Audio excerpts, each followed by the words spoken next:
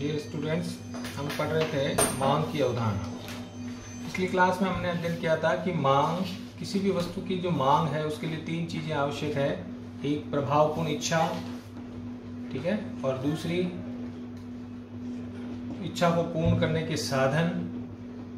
प्रभावपूर्ण इच्छा, दूसरा इच्छा को पूर्ण करने के साधन, और साधनों को व्यय करने की तत्परता।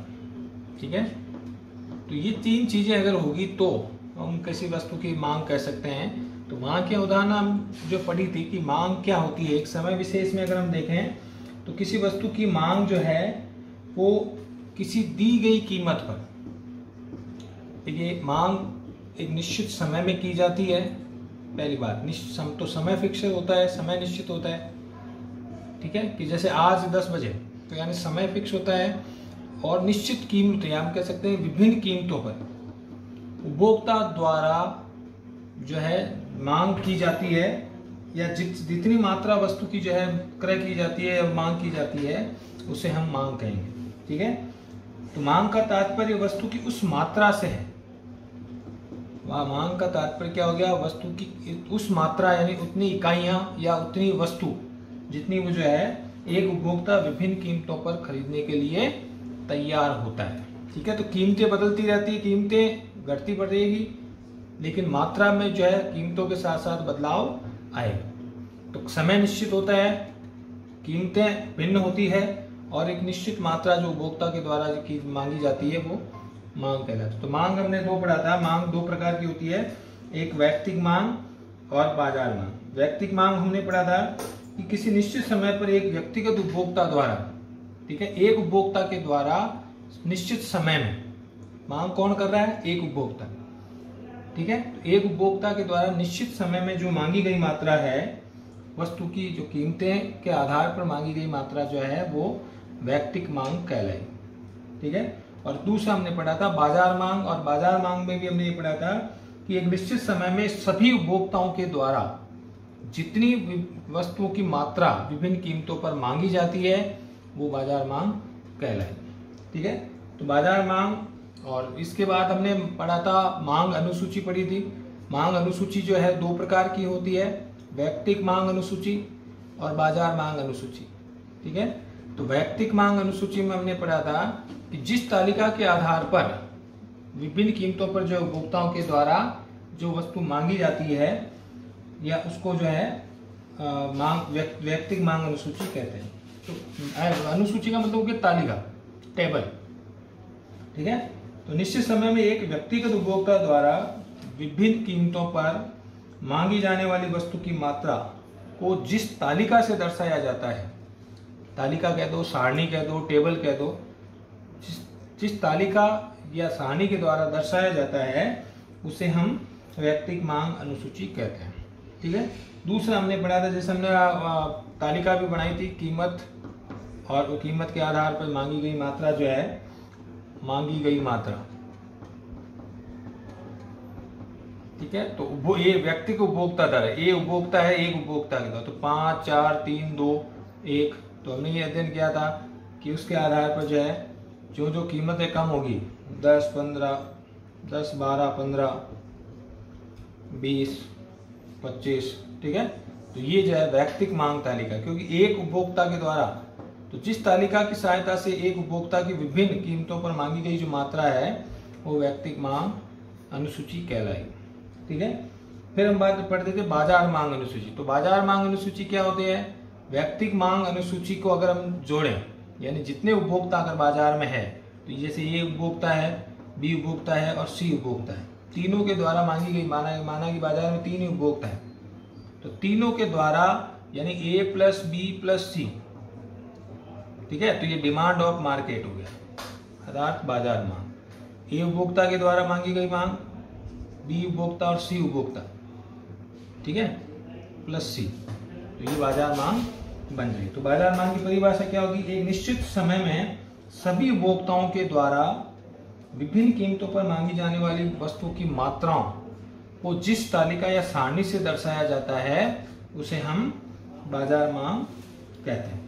ठीक है, या दूसरे शब्दों में इसकी परिभाषा क्या होती है कि वैयक्तिक मांग अनुसूचियों का योग, वैयक्तिक मांग अनुसूचियों का योग जो है, यानी इन सबको जोड़ लिया जाए तो बाजार मांग अनुसूची बन जाएगी। ठीक है, तो अब इसको तालिका से दर्शाते हैं। बाजार मांग अनुसूची को अगर हम तालिका से दर्शाएं तो यहां तक हमने पिछली क्लास में चर्चा कर ली थी वैयक्तिक मांग अनुसूची क्या होती है। अब हम पढ़ते हैं बाजार मांग अनुसूची क्या होती है। ठीक है,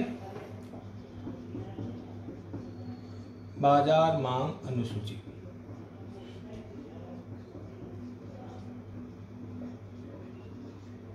मार्केट डिमांड शेड्यूल।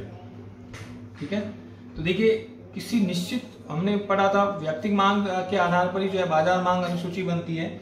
तो किसी एक निश्चित समय में सभी उपभोक्ताओं के द्वारा, दो परिभाषाएं हैं। ठीक है, एक निश्चित समय में सभी उपभोक्ताओं के द्वारा, एक तो ये शब्द काम में ले सकते हो आप, सभी उपभोक्ताओं के द्वारा, यानी बाजार में जितने उपभोक्ता हैं, ठीक है, वस्तु की विभिन्न कीमतों पर मांगी जाने वाली जो मात्रा है उनका योग, विभिन्न कीमतों पर, देखिए कीमत बदलेगी, 3 पॉइंट शब्द काम में लेने जरूरी है। एक निश्चित समय में सभी उपभोक्ताओं के द्वारा, बाजार में जितने उपभोक्ता हैं, विभिन्न कीमतों पर मांगी जाने वाली जो मात्रा है उनका योग, किसकी योग, मांगी जाने वाली मात्राओं का, वस्तु की विभिन्न जो मात्राएं हैं उनका योग कहलाएगा बाजार मांग अनुसूची। ठीक है, अगर इसको तालिका से दर्शाएं तो माना कि बाजार में 3 उपभोक्ता हैं। कितने उपभोक्ता हैं? 3 उपभोक्ता हैं। तो 3 उपभोक्ता से बाजार मांग अनुसूची कैसे बनेगी, इसको हम इस तालिका से प्रदर्शित कर सकते हैं। ठीक है, तो देखिए यहां वस्तु की कीमत, यहां ले लो आप वस्तु की कीमत, प्राइस। ठीक है, ठीक है, ये हो गया आपका ए उपभोक्ता द्वारा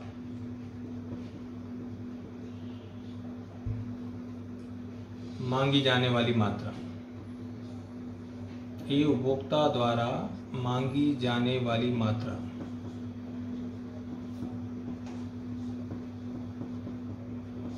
ठीक है, इसी तरह बी उपभोक्ता के द्वारा हो गया, बी उपभोक्ता के द्वारा, इसी तरह सी उपभोक्ता के द्वारा। ठीक है, सी उपभोक्ता के द्वारा। तो इन तीनों, माना कि बाजार में 3 उपभोक्ता हैं और तीनों के आधार पर बनेगी जो है वो बाजार मांग बनेगी, अर्थात ये हो जाएगी बाजार मांग। बाजार मांग क्या होगी, बराबर ए उपभोक्ता प्लस बी उपभोक्ता प्लस सी उपभोक्ता। बाजार में 3 उपभोक्ता है तो बराबर ये क्या बन जाएगी, डिमांड ऑफ मार्केट।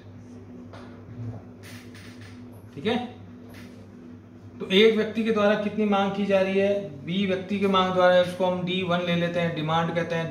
D1 ले लो, इसको D2 ले लो और ये D3 ले लो। D1 मतलब ए उपभोक्ता के द्वारा मांगी जाने वाली मात्रा। ठीक है, ये बी उपभोक्ता यानी D2, D3 यानी सी उपभोक्ता के द्वारा मांगी। तो इन सब का योग क्या हो जाएगा, इसको हम इस तरह भी लिख सकते हैं कि D1 plus D2 plus D3 is equal to demand of market. ठीक है, अब हो गया, जैसे कीमत लेते हैं यहाँ 5, 4, 3, 2 और 1। ठीक है, अब ए उपभोक्ता के द्वारा मांगी जाने वाली मात्रा होगी आपके, जैसे 10 मांग रहा है, कीमत घटेगी तो 12 हो गई। जो जो कीमत के ऑपोजिट चलेगी, कीमत घटेगी तो ज्यादा मांग करेंगे। ठीक है, 3 वस्तु की कीमत 3 रुपए होने पर 15 हो गई, ये 20 हो गई और ये 25 हो गई। ठीक है, अब उसी कीमत पर, 5 रुपए कीमत पर बी उपभोक्ता माना कि ज्यादा मांग करता है या कम मांग करता है, अगर कीमत ऊंची है तो ये जैसे 8 ही करेगा। ठीक है, ये 10 कीमत जो जो घटेगा, ये 12, ये 15 और ये हो गया 18। ठीक है, और सी उपभोक्ता ज्यादा मांग करेगा, इससे भी कम करेगा, माना कि जैसे सी उपभोक्ता क्या कर रहा है, ये 5, ये 7, 10, 15 और 20। तो कीमत 5 रुपए कीमत पर ए उपभोक्ता 10 इकाइयों की मांग करता है, बी उपभोक्ता 8 इकाइयों की मांग करता है और सी उपभोक्ता 5 इकाइयों की मांग करता है। तो बाजार मांग क्या बनेगी, तीनों का योग कर लो, D1 plus D2 plus D3, तो बराबर 10 और 8 18 और 5 23। तो बाजार मांग क्या हो जाएगी, 23। ठीक है, अब 4 रुपए कीमत पर बाजार मांग कितनी है? 4 रुपए कीमत पर 12 और 10 22 और 7 29। 15 रुपए 3 रुपए कीमत पर 15 इकाइयां, 12 इकाइयां और 10 इकाइयां, तो 12 और 10 22, 22 और 15 कितनी हो गई? 37।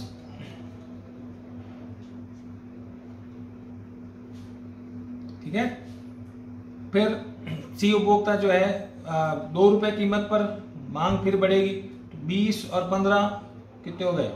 35 और 15 50।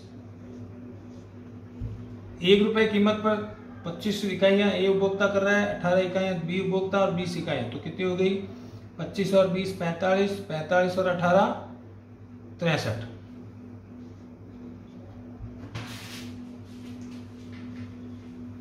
ठीक है, तो ये हो गई बाजार मांग।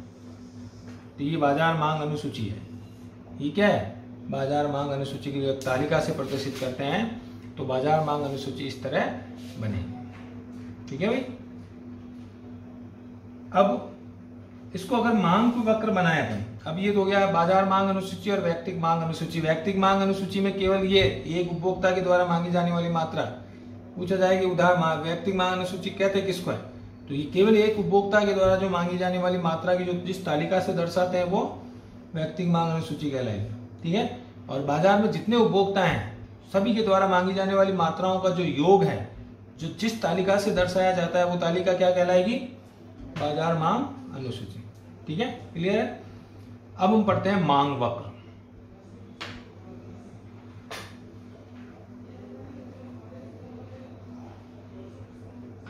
तो वैयक्तिक मांग अनुसूची हो गई और बाजार मांग अनुसूची हो गई।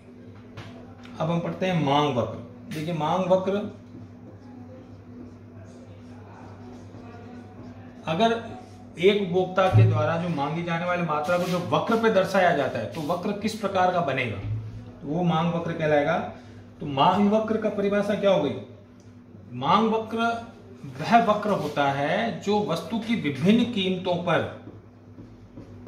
कीमतों और वस्तु की मात्रा, विभिन्न कीमतों और वस्तु की मात्रा को जिस वक्र द्वारा दर्शाया जाता है, यानी कीमतें, जैसे हमने 5 4 3 2 लिया था, कीमतें और उसकी मांगी जाने वाली मात्रा को जिस वक्र के द्वारा दर्शाया जाता है वो वक्र क्या कहलाएगा? मांग वक्र। जिस तालिका से दर्शाया जाएगा वो तालिका अनुसूची कहलाएगी, लेकिन जिस वक्र के द्वारा दर्शाया जाएगा वो क्या कहलाएगा? मांग वक्र।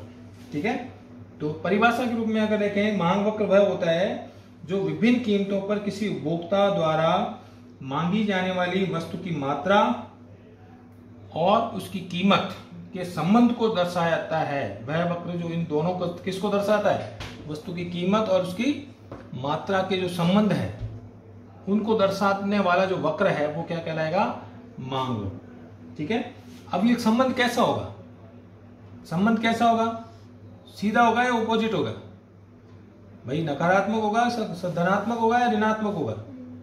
हाँ, ऋणात्मक होगा, क्योंकि ये कीमत बट ज्यादा होगी। तो जैसे उदाहरण लिया था हमने, कीमत ज्यादा हुई तो कितनी मांग थी?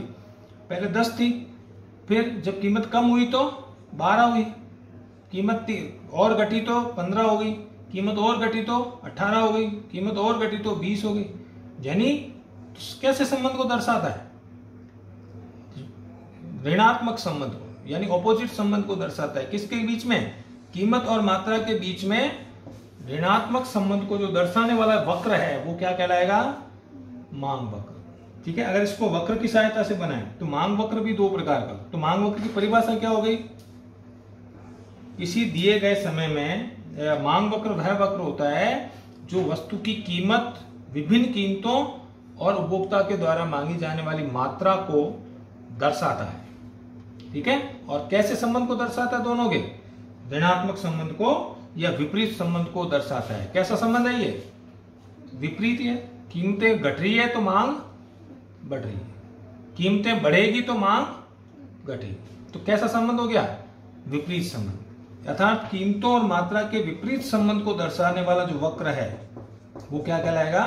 मांग वक्र। अब मांग वक्र भी 2 प्रकार का होता है।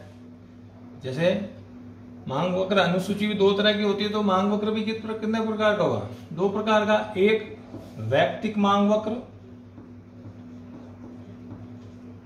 वैयक्तिक मांग वक्र और दूसरा बाजार मांग वक्र। बाजार मांग वक्र। तो सबसे पहले हम पढ़ते हैं वैयक्तिक मांग वक्र क्या होता है। ठीक है, तो वैयक्तिक मांग वक्र वही है, बाजार मांग अनुसूची के आधार पर जो वक्र बनता है वो क्या कहलाएगा, वैयक्तिक मांग वक्र। ठीक है, तो दूसरे शब्दों में अगर विस्तृत रूप कहें तो किसी एक निश्चित समय में एक व्यक्तिगत उपभोक्ता द्वारा विभिन्न कीमतों पर मांगी जाने वाली मात्रा को जिस ग्राफ पर दर्शाया जाता है, जिस तालिका पर दर्शाया उस तालिका को क्या कहेंगे, वैयक्तिक मांग अनुसूची। और जिस वक्र के द्वारा दर्शाया जाएगा उस वक्र को क्या कहेंगे, वैयक्तिक मांग वक्र। अर्थात विभिन्न कीमतों पर उपभोक्ता द्वारा मांगी जाने वाली मात्रा को जिस वक्र के द्वारा दर्शाया जाता है वो वक्र क्या कहलाएगा, बाजार मांग। तो अब तो पहले वापस वैयक्तिक मांग अनुसूची बनाते हैं अपन। ठीक है, ये हो गई कीमत और ये हो गई ये उपभोक्ता द्वारा मांगी जाने वाली मात्रा, मांगी जाने वाली मांगी गई मात्रा लिख सकते हैं शॉर्ट में, ए उपभोक्ता द्वारा। ठीक है, अब कीमत क्या है, उसी वक्त अनुसूची को ले रहे हैं अपन, 5 4 3 2 1। ठीक है, क्या है कि 5 रुपए की कितनी मांगी जा रही है, 10, फिर 12, फिर 15, फिर 18, 10 12 15 20 और 25 मिनट। ठीक है, तो ये क्या है, वैयक्तिक मांग अनुसूची है। इस वक्त में अनुसूची के आधार पर जो वक्र बनेगा यानी जो विपरीत संबंध को दर्शाएगा वो क्या कहलाएगा, बाजार मांग वैयक्तिक मांग वक्र। अब ये मांग वक्र बनाएंगे किस प्रकार का बनेगा, देखिए OX हो गया, OX पर हमने ले ली कीमत मात्रा। ठीक है, मात्रा ले ली, मांगी जाने वाली मात्रा कह दो, और इधर ले ली हमने OY पर ले ली कीमत। ठीक है, कीमत ले लो 1 2 3 4 रुपए कीमत पर और 5। ठीक है, इधर हमने ले ली मांग मात्रा, देखिए हाईएस्ट 25 है तो 5 5 का अंतर ले लो। ठीक है, तो ये 5 10 15 20 और 25। अब देखिए 5 रुपए कीमत पर कितनी मात्रा है, कीमत 5 रुपए है तो मांगी जाने वाली मात्रा कितनी है, 5 रुपए कीमत में मांगी जाने वाली मात्रा है 10। तो देखिए यहाँ पर क्या है, 10 कहाँ पर है, कितनी है, 10 है।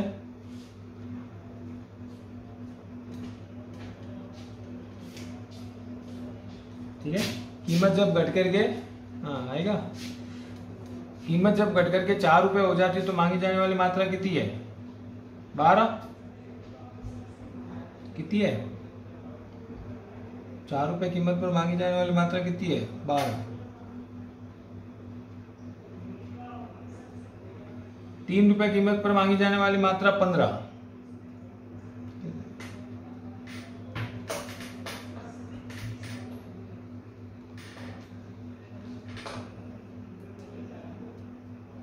रुपए कीमत पर 10।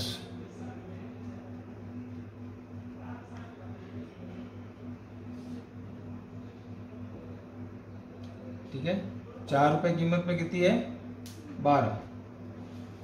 4 रुपए कीमत पर है 12।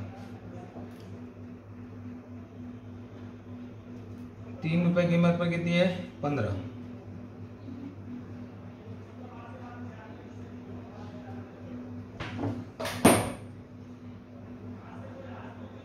4 रुपए कीमत पर कितनी है, 2 रुपए कीमत पर कितनी है, 20। और 1 रुपए कीमत पर 25। तो ये जो वक्र बनेगा वो क्रम से इस तरह बनेगा, इन सभी को जोड़ते हुए। ठीक है,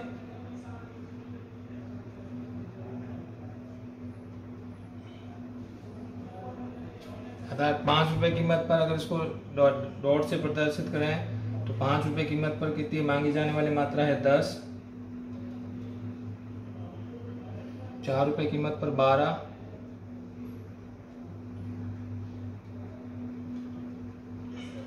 3 रुपए कीमत पर 15,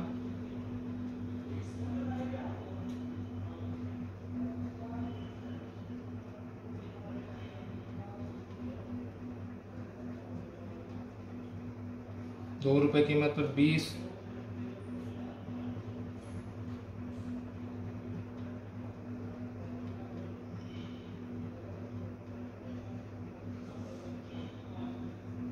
और 1 रुपए कीमत पर 25।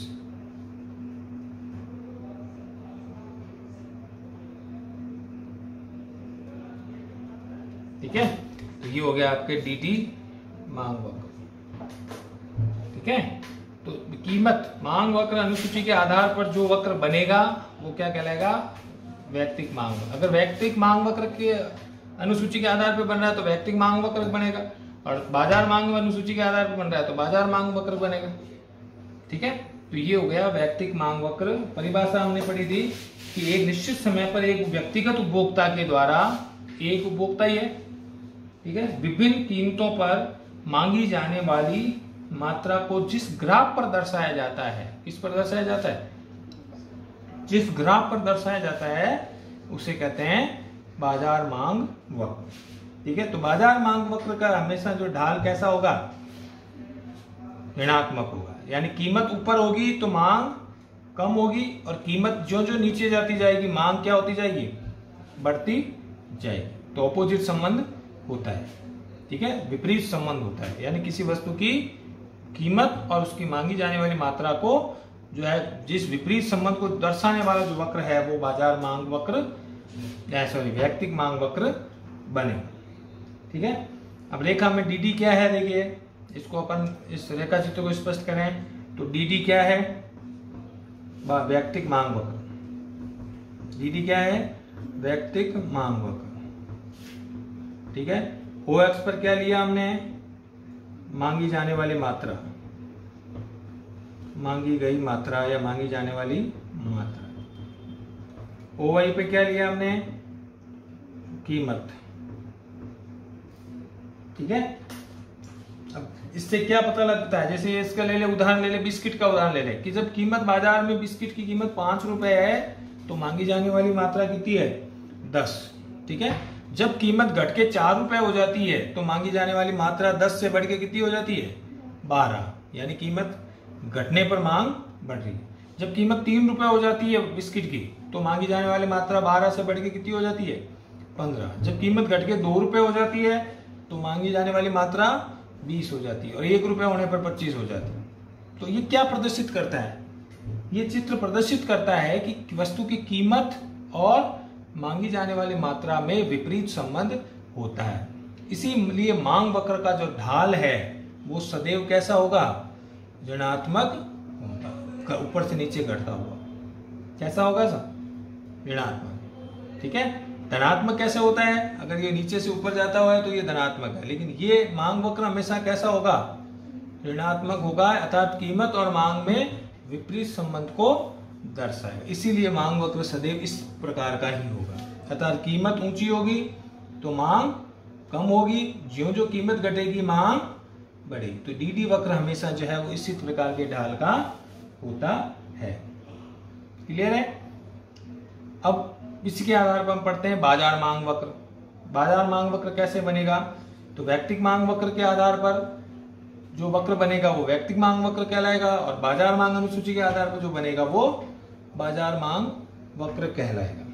ठीक है, तो इसमें रेखा चित्र में आपने बताया कि रेखा चित्र आपको बना के बताना है कि मांग वक्र सदैव जो है वो इस प्रकार का होता है, अर्थात डी जो है ऑपोजिट संबंध को दर्शाते हैं। इधर हमने कीमत ली है, इधर हमने मात्रा ली, मांगी जाने वाली मात्रा ली है। तो कीमत जब ऊपर होगी तो मांग कम होगी, ज्यों जो कीमत घटेगी त्यों त्यों मांग बढ़ेगी। कीमत घट रही है और मांग बढ़ रही है, फिर कीमत घटेगी, फिर मांग बढ़ेगी, फिर कीमत घटी। जैसे हमने यहां लिया P, ये P1 हो गया, कीमत ऊपर है कीमत ऊपर ज्यादा है तो मांगी जाने वाली मात्रा कम है। जब कीमत P है तो मांगी जाने वाली मात्रा, ये आपके Q हो गया, ये Q1, ये Q और ये Q0। ठीक है, तो मांग वक्र सदैव इस प्रकार का होता है। कीमत जब P है तो मांगी जाने वाली मात्रा कितनी है? Q। जब कीमत क्या है? P है तो मात्रा कितनी है? Q। P कीमत पर मांगी जाने वाली मात्रा Q। जब कीमत बढ़ करके P1 हो जाए, कीमत बढ़ के क्या हो रही है? P1, तो मांगी जाने वाली मात्रा घट के क्या हो जाती है? Q1। कीमत बढ़ रही है इसलिए मात्रा घट रही है। कीमत बढ़ रही है ना, P से बढ़ के क्या होगी? P1 होगी, तो मांगी जाने वाली मात्रा घट के क्या होगी? Q1। Q से घट के Q1। कीमत जब घट जाती है, P0 हो जाती है, तो मांगी जाने वाली मात्रा बढ़ के क्या हो जाती है? Q से Q1। जब कीमत घट के P0 हो जाती है तो मांगी जाने वाली मात्रा बढ़कर Q0 हो जाती है। ठीक है, तो इस प्रकार हम कह सकते हैं कि मांग वक्र का ढाल जो है वो सदैव कैसा होगा? ऋणात्मक होता है। तो ये डी जो है यहाँ मांग वक्र को दर्शाता है। ठीक है, कीमत जब P है तो मांगी जाने वाली मात्रा Q है। कीमत बढ़ करके P1 हो जाए तो मांगी जाने वाली मात्रा घट के Q1 हो जाती है। जब कीमत घट करके P0 हो जाए तब मांगी जाने वाली मात्रा बढ़ करके Q0 हो जाती है। ठीक है, तो ये ऑपोजिट संबंध को दर्शाने वाला जो वक्र है ये वैयक्तिक मांग वक्र कहलाए। ठीक है, अब हम पढ़ते हैं बाजार मांग वक्र। तो कीमत मांग वक्र सदैव जो है वो किस प्रकार के ढाल का होगा? इस प्रकार के ढाल का। ठीक है, अब पढ़ते हैं दूसरा बाजार मांग वक्र। ये वैयक्तिक मांग वक्र हो गया, अब है बाजार मांग वक्र। बाजार मांग वक्र,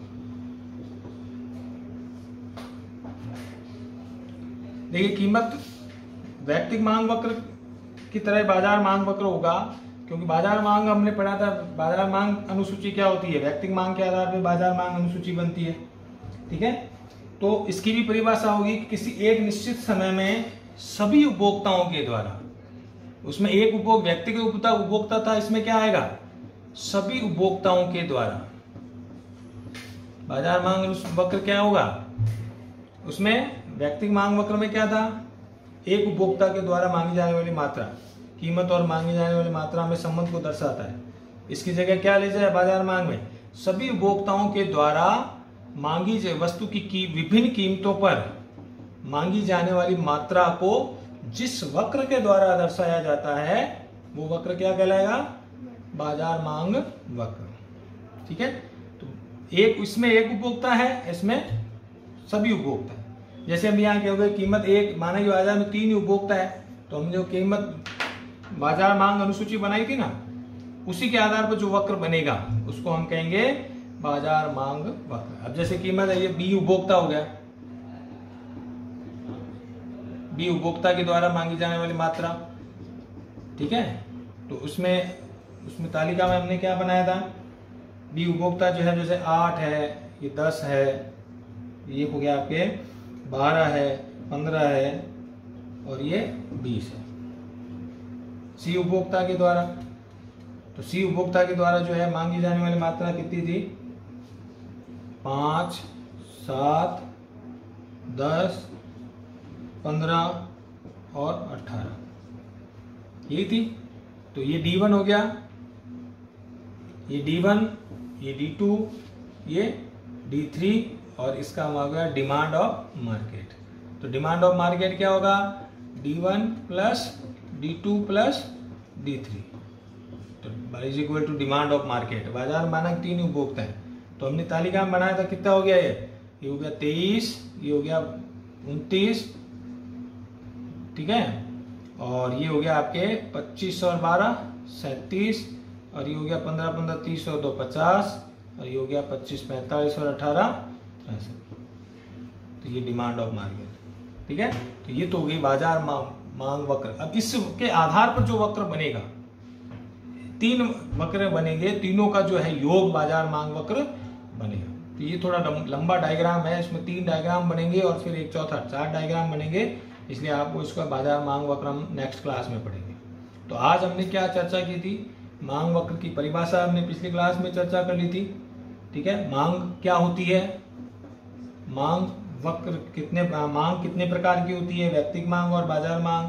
फिर हमने पढ़ा था बाजार मांग अनुसूची कितने प्रकार की होती है, 2 प्रकार की, व्यक्तिगत मांग अनुसूची और बाजार मांग अनुसूची। फिर हमने पढ़े थे मांग वक्र कहते किसको हैं, तो जिस बाजार मांग अनुसूची के आधार पर जो वक्र बनेगा या जिस ग्राफ में इसको दर्शाया जाएगा वो मांग वक्र कहलाएगा। ठीक है, और बाजार मांग वक्र 2 प्रकार का होता है, व्यक्तिगत मांग वक्र और बाजार मांग वक्र। व्यक्तिगत मांग वक्र हमने बना के देखा था कि किस प्रकार का होता है। ठीक है, तो व्यक्तिगत मांग अनुसूची के आधार पर जो वक्र बनेगा वो बाजार मांग या व्यक्तिगत मांग वक्र कहलाएगा। नेक्स्ट हम जो है अगली क्लास में हम चर्चा करेंगे कि जो है बाजार मांग वक्र किस प्रकार बनता है। ठीक है, धन्यवाद।